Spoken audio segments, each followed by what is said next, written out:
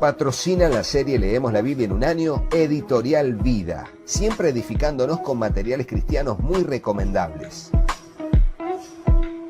También apoya la serie Leemos la Biblia en un año, CLC, libros que irradian luz y cambian vidas, con decenas de librerías cristianas a lo largo de muchos países en el mundo. Agradecemos por el apoyo también a la Fundación Conectados con la Necesidad, llevando adelante la visión cristiana de servir con solidaridad. También apoyan la serie Leemos la Biblia en un año los creadores del Antiguo Testamento citado por Jesús, uno de los libros más recomendados de estos últimos tiempos, ideal para comprender las Escrituras dentro de la sana doctrina de Cristo. También patrocina la serie Leemos la Biblia en un año Vida Libros, tu distribuidora y librería cristiana presentes en Estados Unidos, Chile, Perú, Ecuador, Colombia, España y México. En Librerías Vida Libros encontrás lo mejor al mejor precio. Y gracias a los hermanos y hermanas que apoyan la serie Leemos la Biblia en un año. Hola, Dios te bendiga, espero que estés muy pero muy bien. Bienvenidos a otro video de la serie Leemos la Biblia en un año. Aquí estamos con la Biblia Trasfondo Cultural, esta Biblia de estudio de Editorial Vida que tiene la Reina Valera revisada, que es la primera de las traducciones bíblicas que vamos a leer durante todos estos 31 días de lectura, en este primer mes de lectura. Y estamos en Génesis y vamos a leer los capítulos 38, 39 y 40 para seguir avanzando. Así que oremos y comencemos. Señor Dios, te damos gracias por este tiempo que vamos a bien invertir en la lectura y breve meditación de tu palabra en los capítulos 38, 39 y 40 del libro de Génesis. Dios, presentamos nuestro corazón voluntariamente como una tierra fértil donde tu palabra, tu semilla será sembrada. Te ruego que allí pueda germinar, crecer y dar fruto al 100, al 60 o al 30 por uno, conforme sea tu propósito y nuestra fe en tu bendita palabra. Te lo pedimos en el nombre de Jesús y juntos decimos amén. Y así leemos el capítulo 38, que es el terrible acontecimiento de Judá y su nuera Tamar. Y va a decir así: aconteció en aquel tiempo que Judá se apartó de sus hermanos y se fue a un varón adulamita que se llamaba Hirá. Y vio allí Judá la hija de un hombre cananeo, el cual se llamaba Súa, y la tomó y se llegó a ella. Y ella concibió y dio a luz un hijo y llamó su nombre Concibió otra vez y dio a luz un hijo y llamó su nombre Onán. Y volvió a concebir y dio a luz un hijo y llamó su nombre Selá. Y estaba en Acsib cuando lo dio a luz. Judá tomó por mujer para su primogénito en la cual se llamaba Tamar. Y el primogénito de Judá, fue malo ante los ojos de Jehová, y le quitó Jehová la vida. Entonces Judá dijo a Onán: llégate a la mujer de tu hermano, y despósate con ella, y levanta descendencia a tu hermano. Fíjense cómo la ley de la descendencia ya estaba en estos momentos en que todavía no estaba la ley.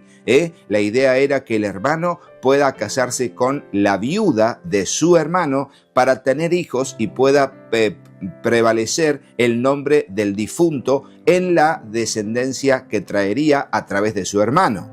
Entonces, claro, le dice: levanta descendencia a tu hermano. Y ahora el versículo 9 dice: y sabiendo Onán que la descendencia no había de ser suya, sucedía que cuando se llegaba a la mujer de su hermano, vertía en tierra por no dar descendencia a su hermano.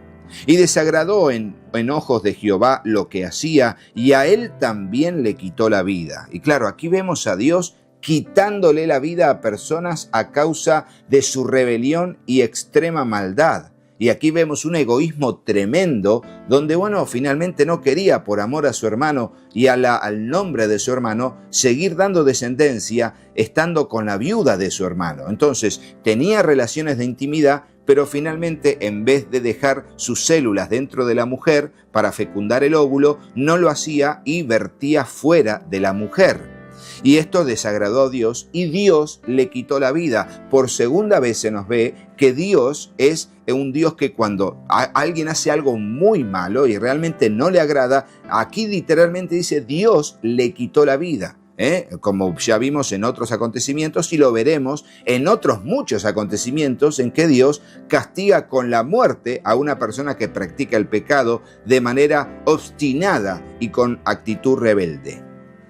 Va a decir ahora entonces, y Judá, versículo 11, dijo a Tamar su nuera, quédate viuda en casa de tu padre hasta que crezca Selá mi hijo, porque dijo, no sea que muera él también como sus hermanos. Y se fue Tamar y estuvo en casa de su padre. Pasaron muchos días y murió la hija de Súa, la mujer de Judá. Después Judá se consoló y subía a los trasquiladores de sus ovejas en Timnat, él y su amigo Hirá el adulamita. Y fue dado aviso a Tamar, diciendo, he aquí tu suegro sube a Timnat a trasquilar sus ovejas. Entonces se quitó ella los vestidos de su viudez y se cubrió con un velo y se arrebozó y se puso a la entrada de Enaim junto al camino de Timnat, porque veía que había crecido Selá y ella no era dada a él por mujer. Y la vio Judá, dice el versículo 15, y la tuvo por ramera porque ella había cubierto su rostro. Y se apartó del camino hacia ella y le dijo, déjame ahora llegarme a ti, pues no sabía que era su nuera. Y ella dijo, ¿qué me darás por llegarte a mí? Y él respondió, yo te enviaré del ganado un cabrito de las cabras. Y ella dijo, dame una prenda hasta que lo envíes. Entonces Judá dijo, ¿qué prenda te daré? Ella respondió, tu sello, tu cordón y tu báculo que tienes en tu mano. Y él se los dio y se llegó a ella, y ella concibió de él, quedó embarazada. Y claro, se quedó con las prendas de Judá y se fue. Y vos me decís, Rodo, Judá, sí, Judá. Judá, el mismo que tuvo la idea, como te dije que pongas en el comentario, Judá que tuvo la idea de vender a José a los ismaelitas para que se lo lleven allí a Egipto, lo vendieron como esclavo.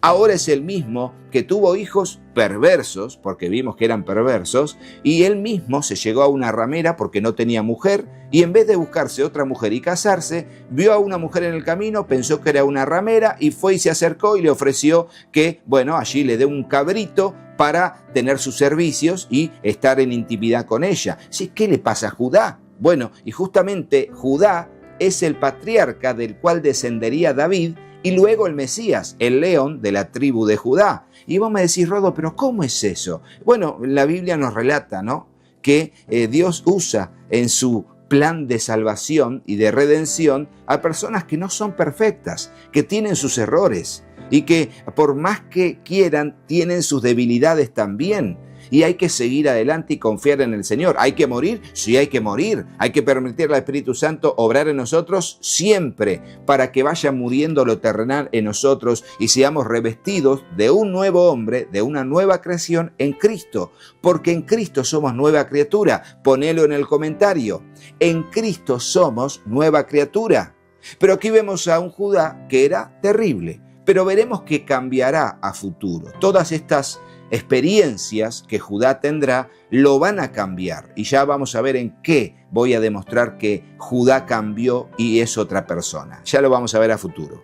Entonces, claro, cuando le dio eso, concibió de él, y dice el versículo 19, luego se levantó y se fue, y se quitó el velo de sobre sí, y se vistió las ropas de su viudez. Y Judá envió el cabrito de las cabras por medio de su amigo el adulamita para que éste recibiese la prenda de la mujer, pero no la halló.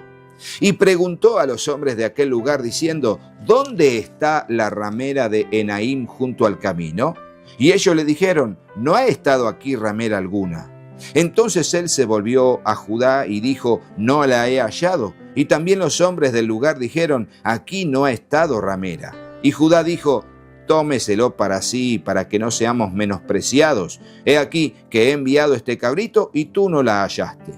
Sucedió que al cabo de unos 3 meses fue dado aviso a Judá diciendo, Tamar, tu nuera, ha fornicado, y ciertamente está encinta a causa de las fornicaciones. Y Judá dijo, sacadla y sea quemada. Fíjense, que sea quemada viva, que la maten y la quemen. Y dijo, pero ella, cuando la sacaban, envió a decir a su suegro: del varón cuyas son estas cosas estoy encinta. También dijo: mira ahora de quién son estas cosas, el sello, el cordón y el báculo. Entonces Judá los reconoció y dijo: más justa es ella que yo, por cuanto no la he dado a Selá mi hijo. Y nunca más la conoció. ¿Qué pasó? Le perdonó la vida, la dejó que siguiese con el embarazo, reconoció que el que estaba errado era él, primero por no darle su hijo a ella para seguir la descendencia de su primer hijo, y segundo que él la tomó como ramera y tuvo relaciones con ella, y el hijo que tendría serían de él, de Judá, serían descendientes de él. Entonces va a decir finalmente, dice: y aconteció que al tiempo de dar a luz, he aquí había gemelos en su seno. Sucedió cuando daba a luz que sacó la mano el uno, y la partera tomó y ató a su mano un hilo de grana, diciendo: este salió primero. Pero volviendo él a meter la mano, he aquí salió su hermano. Y ella dijo: ¿qué rotura te has abierto? Y llamó su nombre Fares. Después salió su hermano, el que tenía en su mano el hilo de grana, y llamó su nombre Sera. Fíjense la historia de Tamar y Judá. Y aquí aparece Fares, que dice la Biblia que Fares fue el más ilustre de sus hermanos. Y sobre todo leeremos eso en el libro de Ruth, cuando veremos que finalmente le piden que ojalá que el hijo que tuviese allí Noemí, digamos, a través de Ruth, ¿no? Guardando el nombre de Elimelec y de Malón, allí lo que dicen es que sea tan ilustre como Fares, comparándolo con este Fares que nació de, un acto digamos, para nada correcto. Pero la misericordia triunfa sobre el juicio. Dios fue misericordioso y no enjuició a ninguno de estos dos por las decisiones que tomaron. Y ponelo en el comentario: la misericordia triunfa sobre el juicio. Y esa es una frase del libro de Santiago, y te lo dejo como un regalo, ya cuando seguimos allá. A mí me encanta, me gusta mucho, me edifica mucho esa expresión, y quiero regalártela también y regalárselas a ustedes que están siguiendo la serie. Ahora nos adentramos en el capítulo 39, ya avanzando más con la lectura, y dice así: llevado pues José a Egipto, Potifar, eunuco de Faraón, capitán de la guardia, varón egipcio, lo compró de los ismaelitas que lo habían llevado allá. Mas Jehová estaba con José, y fue varón próspero, y estaba en la casa de su amo el egipcio. Y vio su amo que Jehová estaba con él, y que todo lo que él hacía, Jehová lo hacía prosperar en su mano. Así halló José gracia en sus ojos, y le servía, y él le hizo mayordomo de su casa, y entregó en su poder todo lo que tenía. Y aconteció que desde que le dio el encargo de su casa y de todo lo que tenía, Jehová bendijo la casa del egipcio a causa de José, y la bendición de Jehová estaba sobre todo lo que tenía, así en casa como en el campo. Y aquí hay que poner en el comentario: cuando Dios está con nosotros, su bendición nos acompaña. Ponelo así: cuando Dios está con nosotros, su bendición nos acompaña. Y claro, hace prosperar todo lo que hacemos. ¿Pero por qué? ¿Por un acto de, tenemos bendición? No solo por eso, sino que si Dios nos acompaña es porque nosotros vamos con Él, y sus palabras permanecen en nosotros. Por lo tanto, somos puntuales, responsables, honestos, transparentes, serviciales, humildes, amorosos. Bueno, esas son las características que tiene una persona que deja a Dios actuar en su interior. Y con esas características, más la productividad, más la bendición de Dios, que es la que enriquece y no añade tristeza consigo, la cosa funciona, avanza y prospera. Y así lo vemos en la vida de José. Y dice así: y dejó todo lo que tenía en mano de José, Potifar, ¿no? Y dice: y con él no se preocupaba de cosa alguna, sino del pan que comía. Y era José de hermoso semblante y bella presencia. Aconteció después de esto que la mujer de su amo puso sus ojos en José y dijo: duerme conmigo. Y él no quiso. Y dijo a la mujer de su amo: he aquí que mi señor no se preocupa conmigo de lo que hay en la casa, y ha puesto en mi mano todo lo que tiene. No hay otro mayor que yo en esta casa, y ninguna cosa me ha reservado sino a ti, por cuanto tú eres su mujer. ¿Cómo pues haría yo este grande mal y pecaría contra Dios? Fíjense el temor de Dios que estaba en José. Dice, ¿cómo haría este grande mal? Pero dice, y pecaría contra Dios. En su conciencia estaba, no solamente es adulterio, le voy a ser adúltero para con Potifar estando con su esposa, sino estaría pecando contra Dios. Eso es temor de Dios. Y es muy importante tener temor de Dios. Ponelo en el comentario. Es muy importante tener temor de Dios. ¿Cómo haría esto y pecaría contra Dios? Versículo 10. Hablando ella a José cada día y no escuchándola a él para acostarse al lado de ella, para estar con ella, aconteció que entró él un día en casa para hacer su oficio y no había nadie de los de la casa allí. Y ella lo asió de su ropa diciendo, duerme conmigo. Entonces él dejó su ropa en manos de ella y huyó y salió. Y cuando vio ella que le había dejado su ropa en sus manos y había huido fuera, llamó a los de su casa y les habló diciendo, mirad, nos ha traído un hebreo para que hiciese burla de nosotros. Vino él a mí para dormir conmigo y yo le di grandes voces, y viendo que yo alzaba la voz y gritaba, dejó junto a mí su ropa y huyó y salió. Ella puso junto a sí la ropa de José hasta que vino su señor a su casa. Entonces le habló ella las mismas palabras diciendo, el siervo hebreo que nos trajiste vino a mí para deshonrarme. Y cuando yo alcé la voz y grité, él dejó su ropa junto a mí y huyó fuera. Y sucedió que cuando oyó el amo de José las palabras de que su mujer le hablaba, diciendo, así me ha tratado tu siervo, se encendió en furor. Claro, le hizo caso, ni siquiera escuchó las palabras de José. Automáticamente le hizo caso, le creyó, pero era todo parte del propósito de Dios. Y dice, y tomó a su amo a José y lo puso en la cárcel donde estaban los presos del rey, y estuvo allí en la cárcel. Fíjense, el trato injusto, las injusticias que sufre el cristiano. Bueno, sin embargo, Dios está en control. Pese al maltrato y a la injusticia, ponelo en el comentario. Dios está en control pese al maltrato o a la injusticia.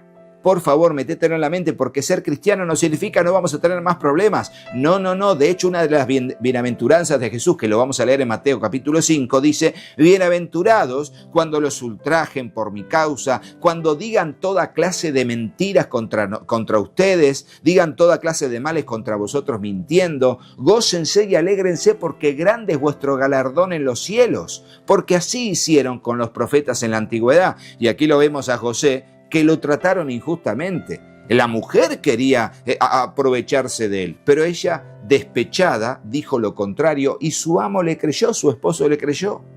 Bueno, allí dice, pero Jehová, y me encanta, estaba con José y le extendió su misericordia y le dio gracia en los ojos del jefe de la cárcel.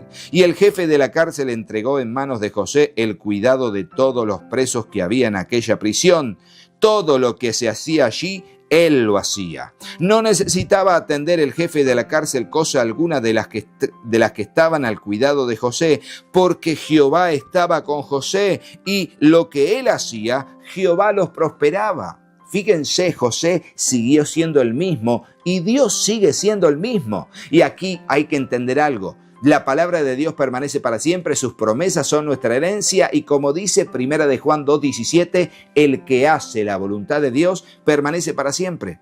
Nosotros, pese al maltrato y a la injusticia, permanecemos en la misma actitud porque hacemos la voluntad del Señor. Y ahora leemos el capítulo 40 para terminar, y es justamente cómo José interpreta los sueños del copero y el panadero del rey, del faraón, y dice así: aconteció después de estas cosas que el copero del rey de Egipto y el panadero delinquieron contra su señor, el rey de Egipto. Y se enojó Faraón contra sus 2 eunucos, contra el jefe de los coperos y contra el jefe de los panaderos, y los puso en prisión en la casa del capitán de la guardia, en la cárcel donde José estaba preso. Y el capitán de la guardia encargó de ellos a José, y él les servía, y estuvieron muchos días en la prisión. Y ambos, el copero y el panadero del rey de Egipto, que estaban arrestados en la prisión, tuvieron un sueño, cada uno su propio sueño, en una misma noche, cada uno con su propio significado. Vino a ellos José por la mañana y los miró, y aquí que estaban tristes. Y él le preguntó a aquellos eunucos de Faraón que estaban con él en la prisión de la casa de su señor, diciendo: ¿por qué aparecen hoy mal vuestros semblantes? Ellos le dijeron: hemos tenido un sueño y no hay quien lo interprete. Entonces les dijo José: ¿no son de Dios las interpretaciones? Contádmelo ahora. Entonces el jefe de los coperos contó su sueño a José y dijo: yo soñaba que veía una vid delante de mí, y en la vid 3 sarmientos, y ella como que brotaba y arrojaba su flor, viniendo a madurar sus racimos de uvas. Y que la copa de Faraón estaba en mi mano, y tomaba yo las uvas y las exprimía en la copa de Faraón, y daba yo la copa en mano de Faraón. Y le dijo José: esta es tu interpretación. Los 3 sarmientos son 3 días. Al cabo de 3 días levantará Faraón tu cabeza y te restituirá a tu puesto, y darás la copa a Faraón en su mano, como solías hacerlo cuando eras su copero. Acuérdate pues de mí cuando tengas ese bien, y te ruego que uses conmigo de misericordia, y hagas mención de mí a Faraón, y me saques de esta casa. Porque fui hurtado de la tierra de los hebreos, y tampoco he hecho aquí por qué me pusiesen en la cárcel. Viendo el jefe de los panaderos que había interpretado para bien, dijo a José: también yo soñé que veía 3 canastillos blancos sobre mi cabeza. En el canastillo más alto había de toda clase de manjares de pastelería para Faraón, y las aves las comían del canastillo de sobre mi cabeza. Entonces respondió José y dijo: esta es su interpretación. Los 3 canastillos 3 días son. Al cabo de 3 días quitará Faraón tu cabeza de sobre ti y te hará colgar en la horca, y las aves comerán tu carne de sobre ti. Tremendo, ¿qué interpretación? Uno para vida y liberación y el otro para condenación y muerte. ¡Oh, tremendo! Y entonces dice: al tercer día, que era el día del cumpleaños de Faraón, el rey hizo banquete a todos sus sirvientes y alzó la cabeza del jefe de los coperos y la cabeza del jefe de los panaderos entre sus servidores, e hizo volver a su oficio al jefe de los coperos, y dio la copa en mano de Faraón, mas hizo ahorcar al jefe de los panaderos, como lo había interpretado José. Y el jefe de los coperos no se acordó de José, sino que se olvidó. Fíjense, ¿no? Aquí estamos y nos está diciendo qué fue lo que sucedió.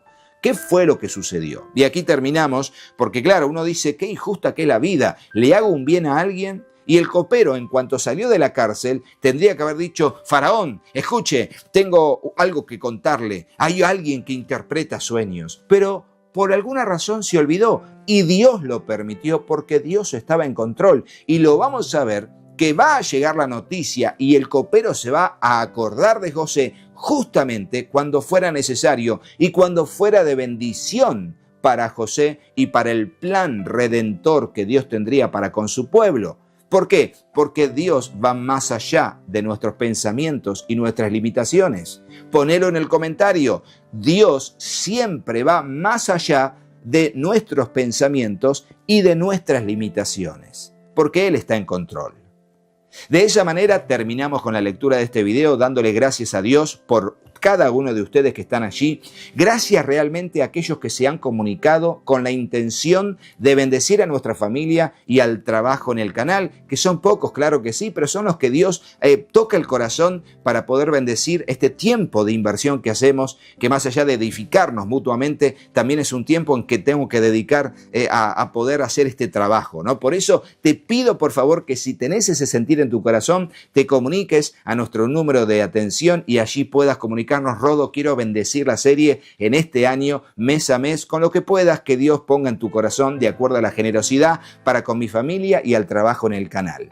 Por otro lado, les doy muchas gracias al resto de los patrocinadores y no te vayas sin ver al resto de todos los patrocinadores y colaboradores y sin hacerle caso a mis hijos. Patrocina la serie Leemos la Biblia en un año, Editorial Vida, siempre edificándonos con materiales cristianos muy recomendables.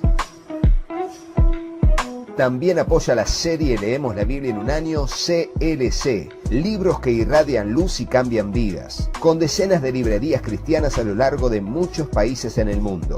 Agradecemos por el apoyo también a la Fundación Conectados con la Necesidad, llevando adelante la visión cristiana de servir con solidaridad.